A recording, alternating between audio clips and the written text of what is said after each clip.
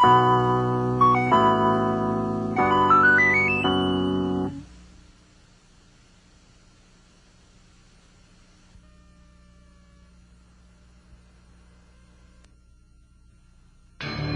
Civil War marked a great turning point in America's history. In the last 3 decades of the 19th century, the country was transformed from a rural republic to an urban state. Frontiers vanished in the face of westward expansion. Factories and steel mills appeared on the scene, fueled by immigrant labor streaming through Ellis Island. Great transcontinental railroad lines linked the country together like never before. With these advances came the evils of poverty and overcrowding. Poor working conditions and labor unrest marred the workplace, and the growing output of factories for the first time threatened the environment.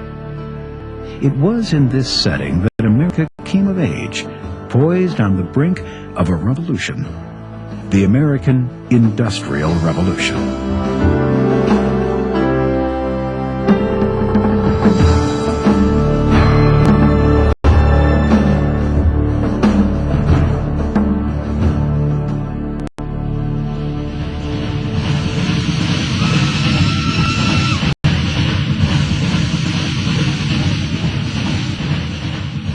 In 1870, America was a geographically isolated country.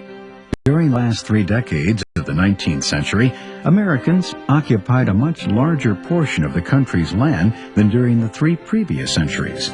The saturation of railways was key to this important geographic change. Prior to 1865, railways did not reach west of the Mississippi River. Although Congress had approved the building of a transcontinental railroad in 1850, the North-South delayed construction with disputes concerning route access.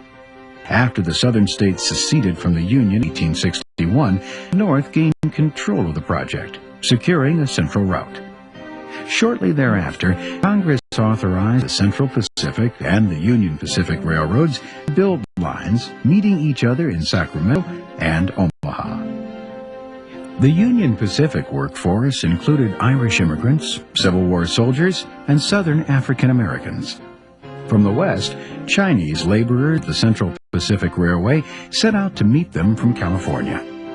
In May of 1869, the 2 railways met at Promontory Point, Utah, where leaflets and banners invited Americans to ride all the way to San Francisco.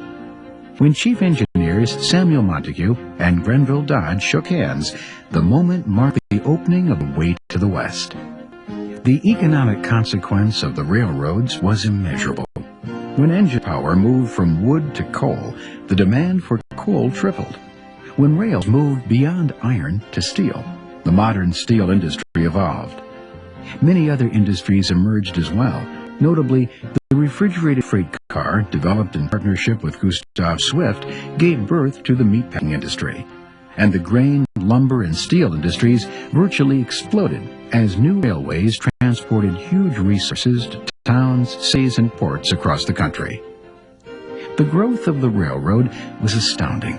In 1870, there were 57,000 miles of railroad track in the continental U.S.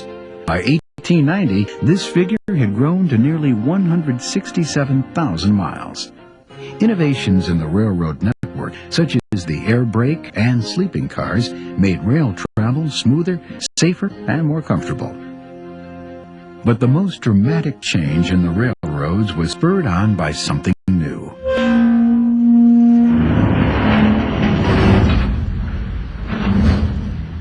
For decades, steel had combined the strength of wrought iron with the durability of cast iron, but the costly process of extracting carbon from iron made it a luxury.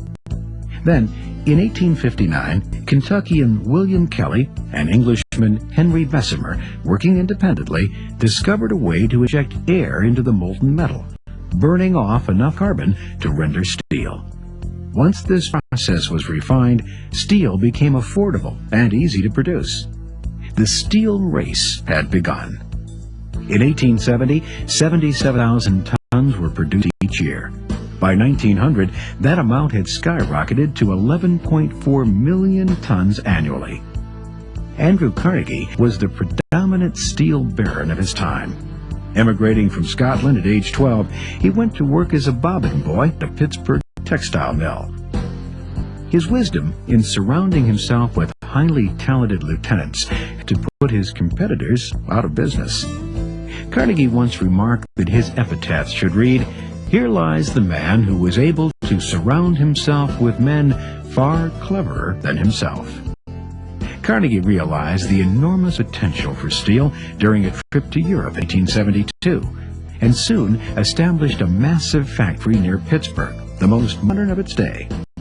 Fed by iron ore from Lake Superior and coal and limestone mined in the east, Pittsburgh soon became the steel capital of the world. Carnegie sold his steel company to banker J.P. Morgan in 1901 for $480 million. He retired with a guaranteed income of $1 million per month. Morgan congratulated him on being the richest man in the world. The company later combined with others to become the United States Steel Corporation, U.S. Steel.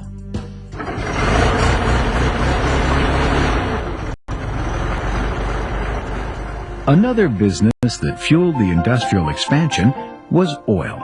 When Edwin L. Drake struck oil in Titusville, Pennsylvania in 1859, no one could foresee the impact that it would have on the nation. Initially, it was not of much use. Greasing wagon wheels and nostrums were all it seemed good for, until a Yale professor discovered that it could be refined in 3 important products: gasoline, kerosene, and a distillate used to form new substances. From 1860 to 1900, dozens of developers applied for patents as motor applications increased with demand. Some industrialists were wildly successful in exploiting this new market. Among them was a young man named John D. Rockefeller. Born to a New York peddler in 1839, Rockefeller went on to become the first oil billionaire. At age 16, John D. Rockefeller began working as a clerk in a produce company. While there, he formed a partnership in a grain commission. Rockefeller used those profits to enter into the oil business at 23 years of age. Rockefeller set out to make the fledgling oil industry efficient. His goal was to establish a centralized control system to curtail wild price variations and waste. 15 years later, the goal was reached when his Standard Oil Company of Ohio controlled the flow of oil products from producer to consumer. Rockefeller's companies had acquired crude oil fields, long-distance pipelines, and operated retail outlets. By 1880, Standard Oil owned the chief refineries in New York City, Philadelphia, Pittsburgh, and Cleveland. Ultimately, Rockefeller controlled 90% of the world's oil trade under the Standard Oil Trust, which comprised 41 companies. The trust was dissolved in 1892 by the Supreme Court for antitrust violations. Although railroads, steel, and oil were among the most influential industries of the late 19th century, they were not alone in their prosperity. Prior to the Civil War, the U.S. Patent Office issued less than 1,000 patents annually. By 1890, inventions were being registered at the rate of 25,000 each year. The invention of the typewriter, the adding machine, and the cash register sped the growth of business. George Eastman's Brownie camera, the elevator, and Alexander Graham Bell's telephone all mark this new season of ingenuity. By 1900, Bell's phone had found its way into 1 million homes. But supreme among all inventors was Thomas Alva Edison. Among his many inventions, Edison was responsible for the phonograph, the mimeograph, the dictaphone, improved film projectors, storage batteries, and, of course, the light bulb. Thomas Edison didn't actually invent the light bulb, but he refined the filament, making it practical for everyday use.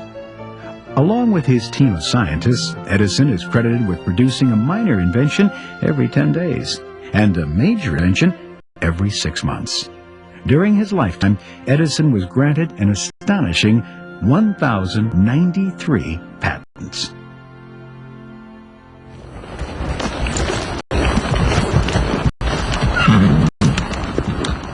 Despite advances in industry, Agriculture remained America's basic occupation. Like the revolution in industry, the switch from hand labor to mechanized labor marked the revolution in agriculture. By 1870, the reaper, thresher, steel plow, and combine had encouraged farming in the rugged prairies west of the Mississippi. To feed the growing population, settlers pushed west to cultivate new lands, due in part to the Homestead Act of 1862. The Homestead Act promoted the settlement of publicly owned lands in the Great Plains in either of two ways. For a $10 fee, land was given in 160-acre parcels to anyone who would live on or farm the land for 5 years. Or settlers could buy the land outright for $1.25 per acre. By 1870, migrants flowed west from Kentucky, Missouri, and Illinois at the rate of over 5,000 wagons per month. But crop yields were low to the 500,000 families who claimed homestead land due to light rainfall and arid conditions. In response to this hardship, a new method called dry farming was developed, which required that the fields be left fallow every other year. This allowed the dry soil to store up moisture and nutrients for the following year's crop. These frontier farmers discovered that wheat was an ideal crop for dry farming, and by 1900, the plains had become one of the greatest wheat-producing regions in the world. But farmers faced many hardships. For pioneer farmers, neighbors were few, water scarce, and families faced brutal winter blizzards and intense summer heat. The dreaded summer dust storm might erase a season's labor, and swarms of locusts could wipe out entire crops. In some treeless plains areas, families lived in houses made of sod or Nebraska marble to insulate themselves against the extreme changes in temperature. Between 1860 and 1890, the nation's population more than doubled. The American farmer rose to the challenge, growing enough grain, cotton, and corn, and raising enough beef and pork to not only supply the growing population, but to create a surplus as well. By 1890, the first successful gasoline-powered tractors were in use, enabling farmers to meet urban demand. Each successful farm produced enough food to feed 5 people in 1850. 40 years later, those same farms could feed 15 people, largely through the use of more sophisticated and modern equipment. Along with these conveniences came problems unique to modern development. By 1890, overproduction had begun to occur, leading to a glut of produce on the world market. Inevitably, prices plummeted. With increasing demand, shipping rates were steadily rising, and by 1877, it took fully half of gross sales to pay the exorbitant freight charges. Overwhelmed by this predicament, 80% of homestead farms failed by 1900. Most never completed their 5-year residency requirement.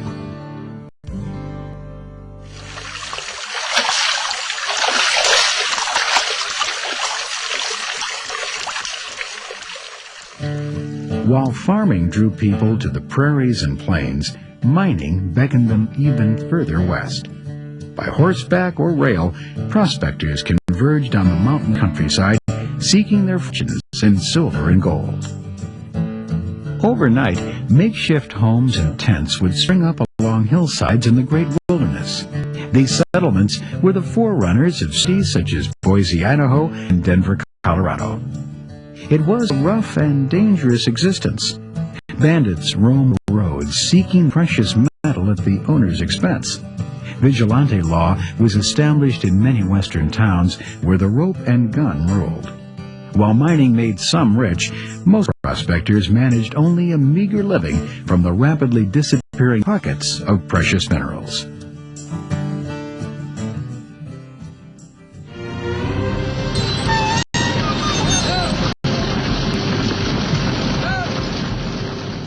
Nearly 4 million longhorn steer roamed the Texas plains in 1860. As demand for beef grew in faraway cities such as Chicago, St. Louis, and Philadelphia, the challenge was created to move large herds toward the cities. In 1867, Joseph G. McCoy built a cattle trading station in Kansas near the railroad. McCoy recruited cowboys to drive herds. and within 5 months, 25,000 Longhorn had arrived. Several other cattle trails snaked their way to Kansas in a remarkably short time. Farmland along these trails was often trampled by the steer, and the homesteaders reacted bitterly to the haphazard destruction of their cultivated lands. As railways began to crisscross the country in the 1880s, the demand fell for cowboys to relocate Texas herds. By the 1890s, the peak of the cowboy era had come to an end.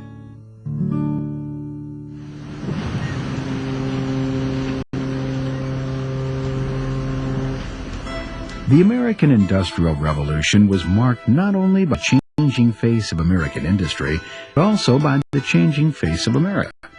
As mills and factories sprouted across the land, cities woke up around them. In turn, the cities beckoned to workers by the millions from the American countryside and from overseas to fuel the burgeoning industrialization. What was once a rural nation was rapidly becoming an urban state. Between 1860 and 1910, the urban population grew from 6 million to over 44 million. Rural Americans abandoned their farms to take factory jobs in the big cities. Joining them en masse were new immigrants from overseas. By 1870, they were arriving on American shores at a rate of nearly 400,000 per year. By 1882, this number had doubled to 800,000 annually. This tide of urban migration brought with it new social problems. Until 1885, most immigrants were from Northern Europe and Britain. But by the late 1880s, people from Southern and Eastern Europe and Latin America began to disembark from the transcontinental steamships, creating racial and ethnic tensions. Due to increased cultural diversity, the scope of social problems began to grow. These were the landless, the unskilled, and poverty-stricken. The huddled masses that Emma Lazarus reflected upon in her poignant inscription for the Statue of Liberty.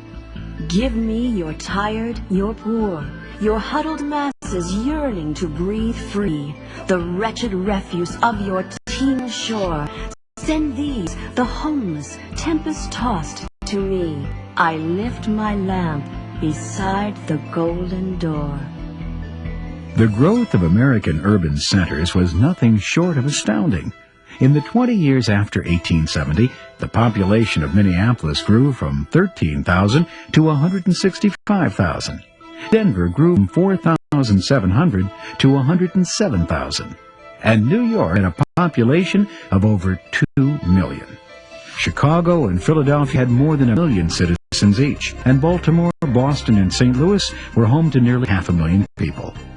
Housing, water, and crucial services such as sanitation, roads, and bridges were woefully inadequate. New tenements sprung up and were immediately overcrowded.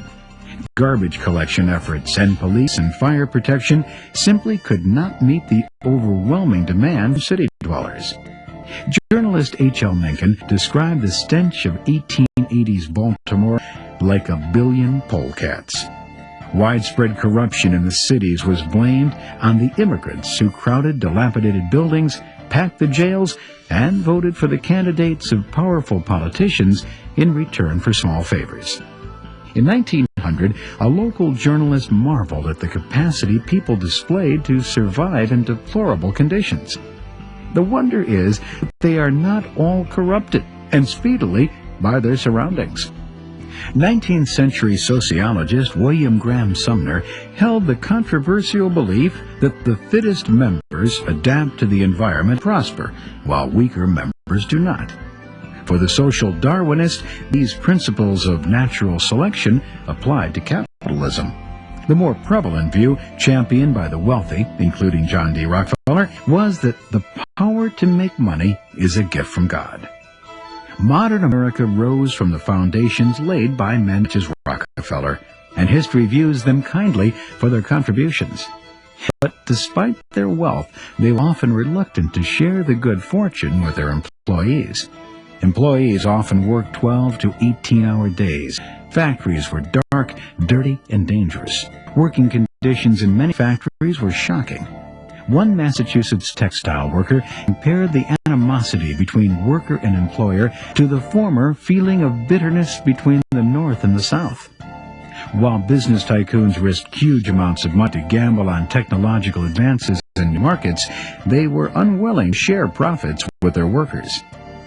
Their words reflect the expectations of one Massachusetts employer. "I regard my work people just as I regard my machines. When my machines get old and useless, I replace them. It's the same with these people. As long as they do the work for what I choose to pay, I get out of them what I can." Many factory machines were run by women and children, some as young as 8 years old.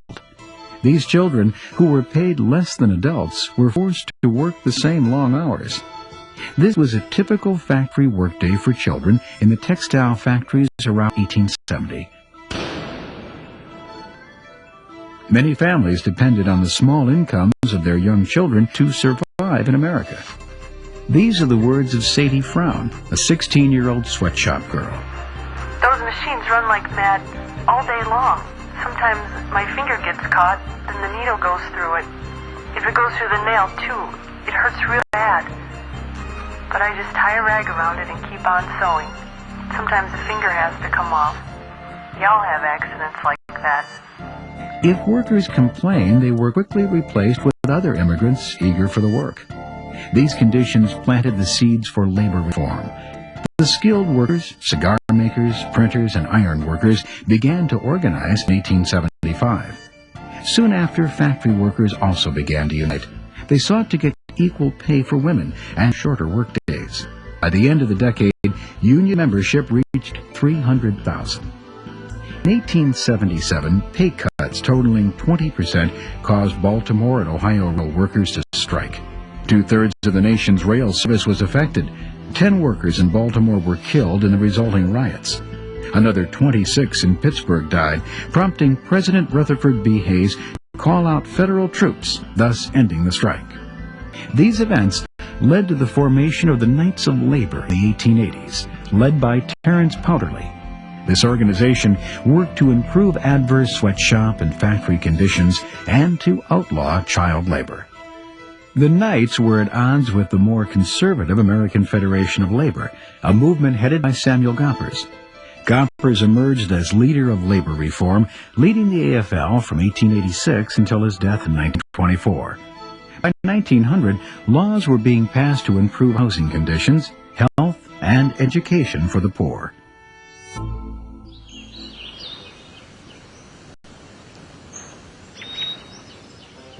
Before the mid-19th century, America had a seemingly endless supply of natural resources, including timber, minerals, and wildlife. Throughout much of the country's history, pollution was not a major problem. But the Industrial Revolution upset the balance between man and nature. For decades, waste from factories was dumped haphazardly into lakes, rivers, and streams. Pollution from the mainstream use of factory machinery and motor-driven vehicles had an adverse impact on the atmosphere. In 1870, the devastating consequence to natural and animal resources spurred the formation of wildlife organizations dedicated to reversing this dangerous trend. Wide-scale, careless environmental pollution became an issue vigorously debated in political circles. By 1880, modern conservationists who had become organized to champion the movement lobbied congressmen and state legislators. In response, by 1890, Congress had set aside millions of acres of land across the U.S. to preserve resources. Huge expanses of terrain were set aside as national parks and habitats. Prior to the end of his term, President Grover Cleveland created new forest reserves totaling 20 million acres in 1897. In 1888, the Boone and Crockett Club, a sportsmen's conservation organization, was formed by Theodore Roosevelt. In 1891, the Forest Reserve Act gave the president the authority to set aside public lands marked by forests.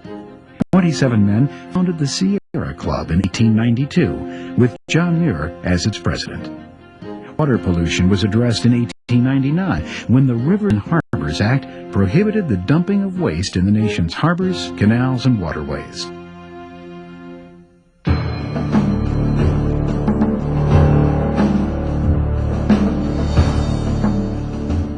The turn of the century symbolized the end of the old America.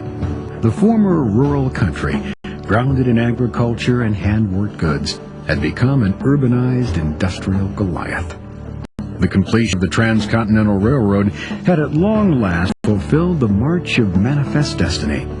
New industry set the stage for future growth, and the new Colossus had seen a native population become a land of immigrants. Revolutionary changes achieved at a revolutionary pace. As the 19th century faded, the nation, having survived its struggle for independence, the ravages of a civil war, and the impact of an era, stood poised on the brink of a new century. Much remained to be done, but the foundation had been laid. America was now strong enough to face the unique challenges the 20th century would bring.